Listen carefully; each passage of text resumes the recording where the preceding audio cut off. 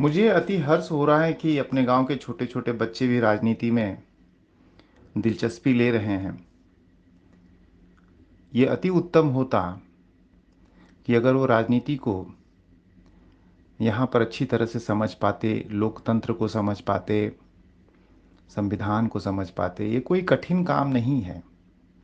लोकतंत्र पे लोक का तंत्र चलता है, जनता का तंत्र चलता है, जनता का राज चलता है।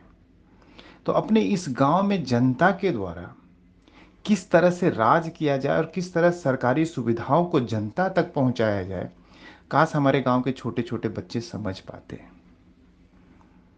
एक अदना सा इंसान जिसको लोग कहते हैं कुशवाहा साहब आ गए, उसने जिस तरह से हमारे गांव के लोकतंत्र की धज्जियां उड़ाई है, जिस तरह से उसने हमारे गांव के विकास के पैसों का हनन करके, दोहन करके अन्य गांव या अन्य घरों में अन्य लोगों तक पहुंचाया, और जिसमें मुख्य भूमिका हमारे जनप्रतिनिधियों की रही, काश हमारे गांव के लोग समझ पाते। काश वो लोग इसको पकड़ पाते। राजनीति बहुत प्यारी चीज है, क्योंकि लोकतंत्र राजनीति के कारण ही चलता है। तो राजनीति को समझना है तो आप ग्राम सभा सदस्य बने, गांव की मीटिंग में आए। कितने अच्छे उन्होंने गांव के डेवलपमेंट प्लान हमारे बच्चों ने बनाए, उसको समझें, किस तरह से उसको क्रियान्वय किया जाए उसको जानें। पंचायत भवन में आकर बैठें, राजनीति की चर्चा करें, गांव के विकास के ऊपर विचार विमर्श करें।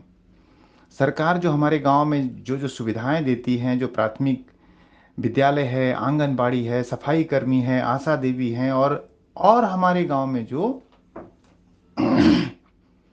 मनरेगा के 150 मजदूर हैं, वृद्धा पेंशन है, किसान सम्मान निधि है, तमाम सुविधाएं हैं।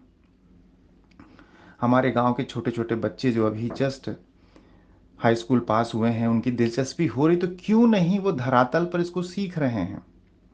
अचानक से एक ऊंची उड़ाई क्यों करना चाहते हैं, ऊंची उड़ान क्यों करना चाहते हैं।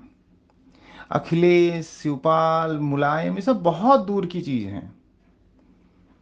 पहले गांव, ये लोग पहले अपने कॉलेज के यूनिवर्सिटी में पहले छोटे छोटे लीडर बने, समझे, जाने।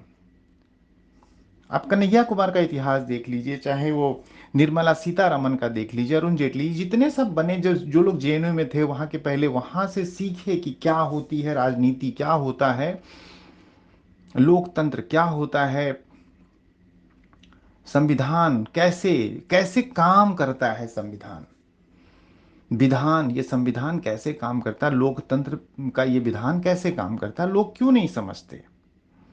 उसकी एक छोटी सी इकाई हमारे गांव में होती है। अपने गांव को छोटा ना समझे, समझे कि जैसे कि इस गांव से ही बहुत सारे लोग ऐसे हुए हैं जिन्होंने अपनी राजनीति गांव से शुरू की है।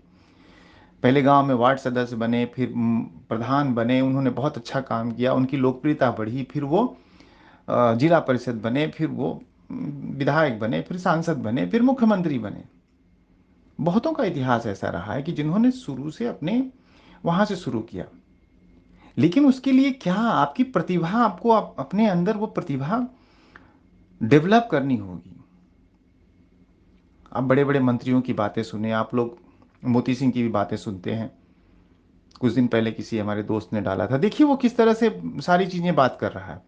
वो कितना भी बेकार हो, लेकिन उसके अंदर वो प्रतिभा है, वो अपना अपने भाषण को डिलीवर कर लेता है, लोगों को वो कन्विंस कर लेता है, लोगों को समझा लेता है, लोगों को अपनी बातों में उलझा लेता है। तो आपके अंदर अगर उस तरह के टैलेंट है, तो क्यों नहीं धरातल पे आप उतरते हैं। आप उतरिए, धीरे धीरे धीरे धीरे आप लोग सीखेंगे।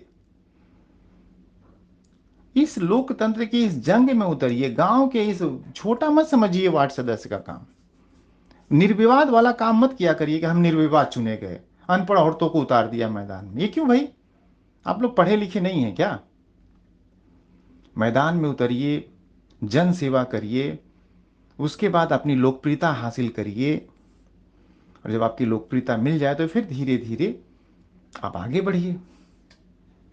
आप ग्राम प्रधान बनेंगे, आप अच्छा काम करेंगे, आपके साथ सदस्यों की एक बड़ी भीड़ बन जाएगी, और उनके माध्यम से फिर आप बड़े बड़े काम कर सकते हैं, देश हित में काम कर सकते हैं, जनहित में काम कर सकते हैं, प्रदेश हित में काम कर सकते हैं।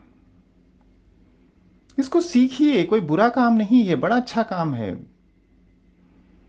हम लोग बहुत सारी दुविधाओं में, समस्याओं में उलझे पड़े हैं, समय नहीं मिलता, जिम्मेदारियां बहुत सारी हैं, समय नहीं मिल पाता। लेकिन बहुत से ऐसे हमारे मित्र हैं जिनके पास भरपूर समय है गांव में।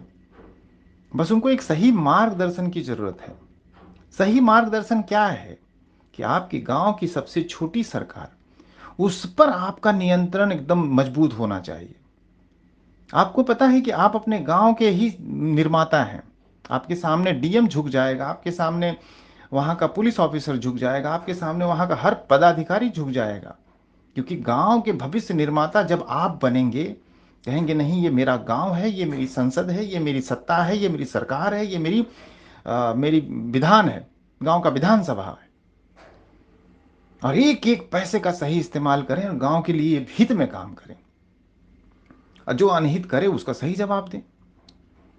कोई कितना बड़ा नेता क्यों ना आ जाए, अगर वो अपनी अकड़ दिखाता तो आप उनसे कह दीजिए कि आप हमारे जनप्रतिनिधि हैं, हमारे ही मतों के बल पर आपको ये सत्ता मिली है और आपको हमारे सम्मान को नहीं भूलना चाहिए, तो चाहे कोई भी हो।